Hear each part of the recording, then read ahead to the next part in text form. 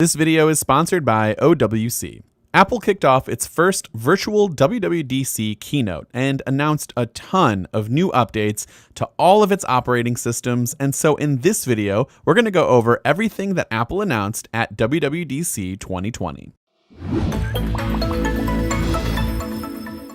Before we get started, be sure to subscribe and hit the bell to get notifications whenever we share a video. Apple announced a lot of new updates this year, and starting things off with iOS 14, which brings us a slew of new features like a redesigned Today view for widgets with more data and sizes available. But perhaps the biggest change to the home screen comes with widgets being added directly to your home screen, as well as customizing what apps/pages can be seen or hidden. There's also a new Smart Stack widget that allows users to swipe through multiple different widgets and can be automatically updated for the right moment of the day. Calendar or news in the morning, and activity summaries in the evening, and much more.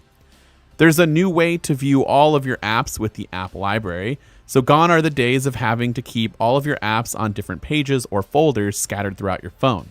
Now apps are sorted into different categories with app suggestions and most recently added at the top. Most used apps within a specific category are also at the top for quick access.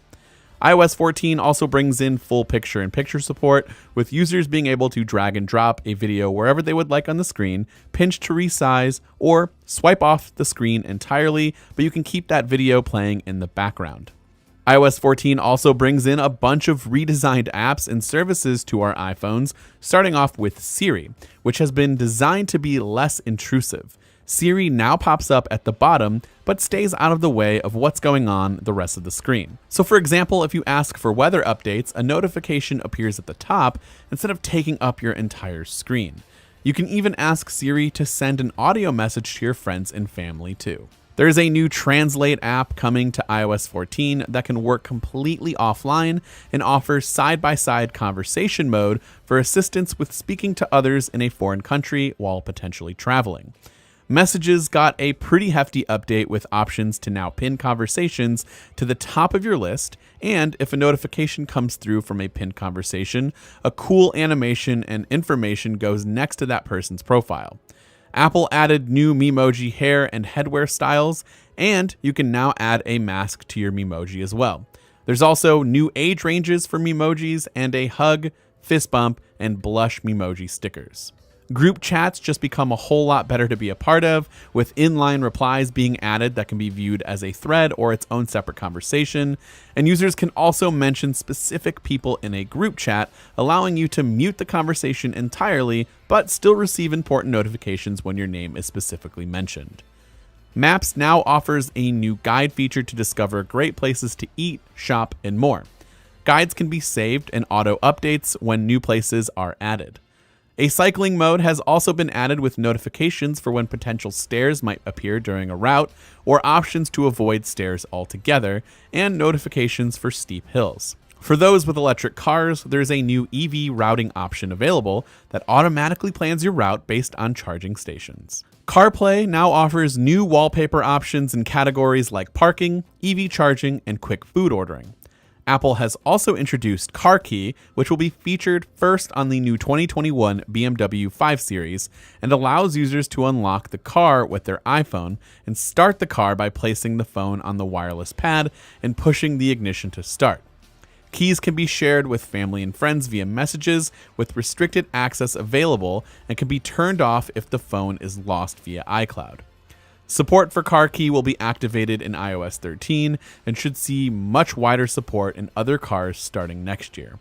Apple also introduced App Clips, a feature that shows a small part of an app designed to get the information and access you need from an app faster and easier. App Clips start as a card, and with just a tap launches the section of the app that you need. There's no need to enter credit card or sign up for an account, as App Clips takes advantage of Apple Pay and sign in with Apple. App Clips also works inside of Safari, Messages, Maps, NFC tags and QR codes, and all new Apple-designed App Clip code that can be used by tapping or scanning with camera for access. Moving on to iPadOS 14, which brings users pretty much everything that we just talked about in iOS 14, like redesigned widgets and the ability to add those widgets to your home screen, as well as a new sidebar that will be present inside of most Apple native apps and available for developers to integrate too. The sidebar gives you access to various folders or sections inside of the Photos app while showcasing large photos in the rest of the app. This gives you the ability to drag and drop photos to different sections or folders on the sidebar. The same can be done with Notes in the Notes app, Files in the Files app, and even inside of the Music app. Siri has also been redesigned for iPadOS 14 and is now limited to the bottom right corner of the screen to be less intrusive. Speaking of less intrusive, phone calls on iPads are no longer a full screen affair, but simply a notification coming in from the top. In fact, this feature also works on the iPhone as well, which is actually huge news for a lot of people out there, as most of us found it super annoying that your entire screen gets interrupted by a phone call.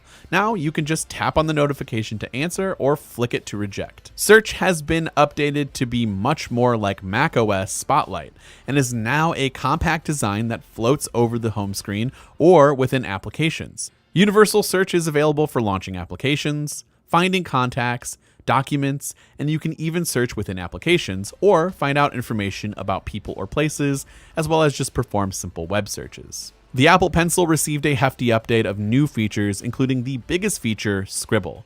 Scribble lets you handwrite text into any field, which can then be automatically converted into text. You can even draw shapes that can be converted into, well, better versions of those shapes, and handwritten text can be selected and changed, moved, or erased on the fly. You can write directly into search bars inside of Safari, or handwrite reminders in the Reminders app that can be switched to text instantly. Apple's AirPods software received its own update announcement, with a couple of new features being added to AirPods and AirPods Pro, most notably being automatic detection and switching between devices, as well as a new spatial audio feature for AirPods Pro owners. Spatial audio gives users the ability to experience state-of-the-art surround sound from their AirPods. It applies directional audio filters and subtly changes the frequencies to create that immersive experience. It even adjusts and tracks your head movements as well as movements from your device too. Moving on to watchOS 7, which brings users the ability to create custom watch faces and share those watch faces with others or discover new watch faces with the new face sharing feature. Users can discover curated watch faces on websites or can simply share with users directly. Simply press Add Apple Watch Face and you're all set. watchOS also brings all of the new map updates from iOS and even offers new workout modes like dance, core training, functional strength training, and cooldown. Apple also introduced a new sleep tracking mode for watchOS, which can allow users to track their sleep, as well as create new bedtime routines and better sleep habits with the help of their Apple Watch and iPhone. All of the sleep information can be found inside of the Health app on your iOS device. Another neat feature that will certainly help users out these days is automatic detection for hand washing, which now plays a countdown and alerts users when they've ended too soon or when it's time to stop washing. Apple focused a lot on privacy and home this year, with new privacy features being added, like the ability to migrate your existing account with a website to work with Sign In with Apple. There's new tracking control functionality that will give users an alert asking if an app can track you, and new privacy policy summary information to see what exactly developers are asking for in order to use the app. On the home side, HomeKit has now been open sourced, and Apple has partnered with Amazon and Google in order to make more devices compatible with HomeKit and the Home app. The Home app also features new adaptive lighting features, which will adjust color temperature based on the time of day, and cameras will now have activity zones, facial recognition, and notifications from your doorbell as to who exactly is at your door from your HomePod.